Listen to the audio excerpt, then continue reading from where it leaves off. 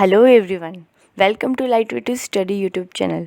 आज की वीडियो में हम एक नॉवेला के बारे में बात करेंगे जिसका नाम है मेटामॉर्फोसिस और जिसे लिखा है जर्मन राइटर फ्रांज काफ्का ने। मेटामॉर्फोसिस कहने को तो एक बहुत सिंपल सी स्टोरी है, लेकिन एक बहुत डीप मीनिंग के साथ है। तो चलिए हम पढ़ते हैं इस स्टोरी को। मेटामॉर्फोसिस का मतलब होता है ट्रांसफॉर्मेशन, यानी चेंजेस को कैन बी फिजिकल, इमोशनल और सोशल। अगर इस कहानी के रेफरेंस में हम बात करें तो मेटामॉर्फोसिस एक ऐसे व्यक्ति की कहानी है जिसका फिजिकल ट्रांसफॉर्मेशन उसके इमोशनल और उसके सोशल चेंजेस को कॉज करता है। यानी कि एक व्यक्ति जो एक सुबह उठता है और पाता है कि अब वो एक इंसान नहीं, एक कॉकरोच है, उसका ये फिज़िकल चेंज उसकी सराउंडिंग को किस तरह इफ़ेक्ट कर देता है। वो अपनी लाइफ के उन लोगों से उनका जो रिलेशनशिप होता है वो कैसे उसका रिलेशनशिप चेंज हो जाता है, ये सारी बात इस कहानी में बात की गई। हालांकि एक बहुत छोटे से बिंदु के बारे में बात की गई है, बहुत नॉर्मल सी बात है, लेकिन बहुत गहरा मतलब दे जाती है हमें अपनी लाइफ से रिगार्डिंग। तो चलिए हम पढ़ते हैं इस स्टोरी को। कहानी शुरू होती है ग्रेगर सैम्सा नाम के कैरेक्टर से, जो एक सुबह उठता है और अपने आप को एक कॉकरोच के रूप में पाता है और समझ भी नहीं पाता है कि वो कौन सी सिचुएशन में है। जिससे कि इस नॉवल की स्टार्टिंग की लाइन ही ऐसी है कि one morning upon awakening from agitated dreams, Gregor Samsa found himself in his bed, transformed into a monstrous vermin। यानी वो समझ ही नहीं पाता है कि ये हो क्या रहा है।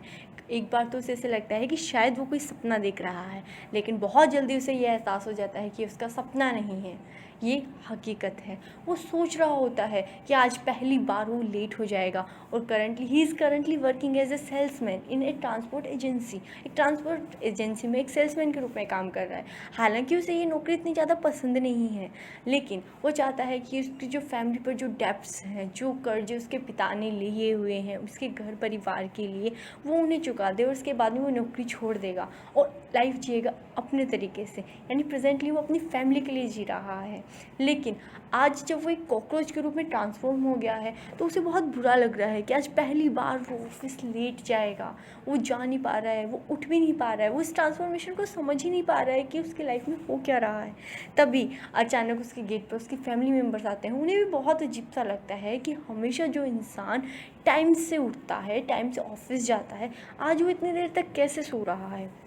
उसकी माँ आकर के उसका गेट नॉक करती है, उसके पिता भी आते हैं, उसकी बहन भी आ जाती है और उसके साथ साथ उसका जो एम्प्लॉयर है वो भी आ जाता है उसे ये बताने के लिए कि आज वो इतना लेट हो गया है, बहुत लेट हो गया है और उसका ये जो बिहेवियर है लेट होने का, उसकी कंपनी टॉलरेट नहीं करेगी। लेकिन ग्रेगर दरवाज़ा नहीं खोलता है तो फैमिली मेम्बर्स और एम्प्लॉयर को टेंशन होती है। कैसे जैसे करके ग्रेगर उस कॉकरोच की शेप में उठ करके और दरवाजे तक आता है और दरवाजे को खोलता है। उसके सारे फैमिली मेम्बर और बहुत अमेज हो जाते हैं कि ये क्या हो चुका है।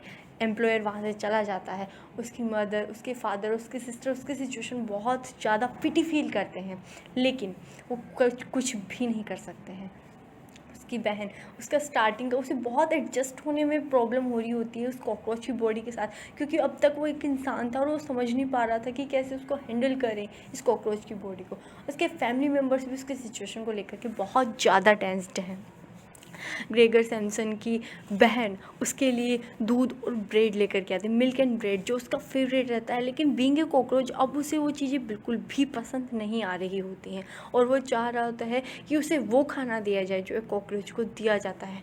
उसकी बहन उसके लिए कॉकरोच को खिलाने का खाना भी लेकर के आती है, लेकिन उसकी फैमिली रो रही होती है। उनको बहुत बुरा लग रहा है कि हाय मेरे बच्चे को क्या हो गया। उसके पिता भी बहुत परेशान होते हैं कि क्या फैमिली में पहले ही मुसीबत कम थी, जो एक मुसीबत और आ गई, अब परिवार के कर्जे कैसे चुकाए जाएंगे, अब उन्हें ही कमाना पड़ेगा। और ये सारी सिचुएशन सोच करके वो सोच रहे होते कि ग्रेगर को कुछ भी पता नहीं है, लेकिन शायद वो ये नहीं समझ पाते कि ग्रेगर में फीलिंग्स और इमोशंस उसी इंसान के हैं। हालांकि उसकी फिजिकल बॉडी ट्रांसफॉर्म हो गई है कॉकरोच के रूप में, लेकिन वो उन सबको सुन सकता है, उनकी बातें समझ सकता है।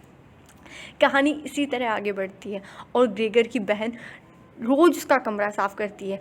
हालांकि समय के साथ साथ उसका जो साफ़ करने का तरीका, उसका बात करने का तरीका, एक उसका जो डेडिकेशन था उसके भाई के लिए, वो धीरे धीरे कम होता जाता है और अब उसे इतना मन नहीं करता उसका रूम साफ़ करने के लिए।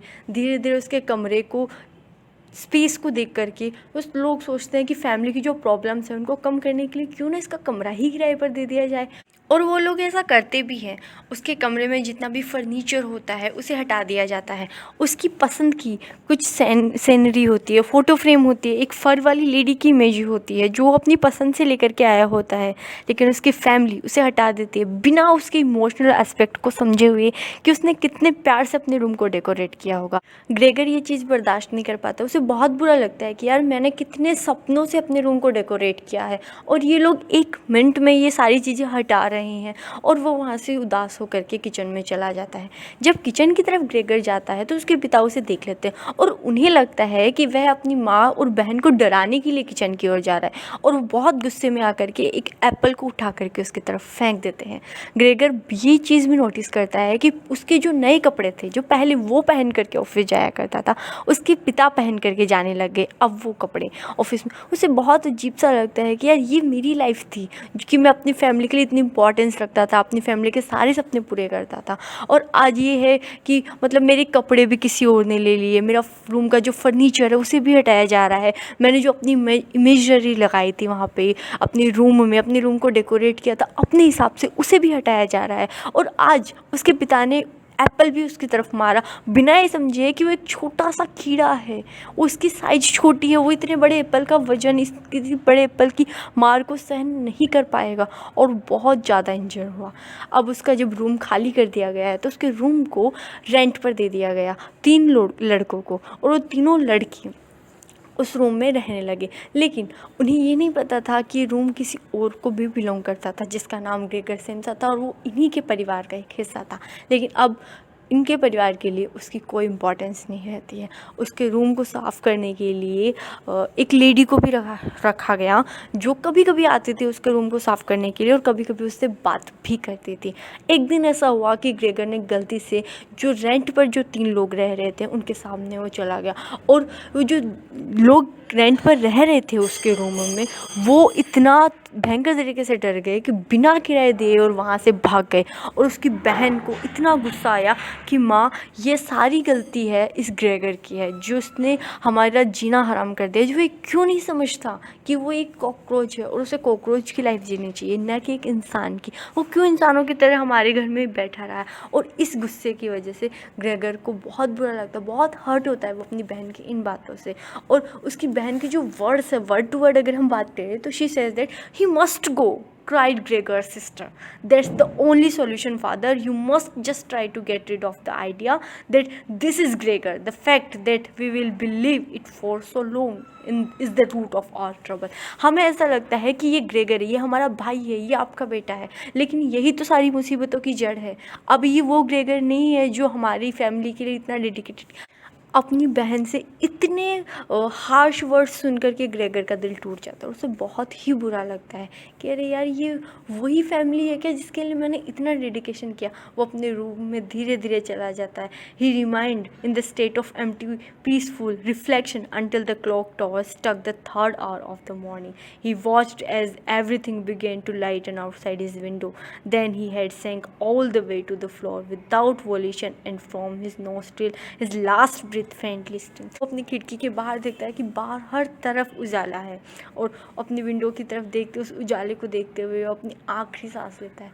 वो फील ही नहीं कर पाता है कि ये उसकी वही लाइफ थी क्या जो उसने पहले जी थी। उसे समझ में नहीं आ रहा है कि बीइंग ए इंसान उसकी लाइफ अच्छी थी या बीइंग ए कॉकरोच उसने जो रियलिटी, हार्श रियलिटी थी लाइफ की, उसे महसूस किया कि ये रियलिटी है। और इसी तरह वो अपनी लास्ट ब्रीथ लेता है। Thank you. अगर आपको ये कहानी पसंद आई है तो please do like, share and subscribe. Thank you. Bye.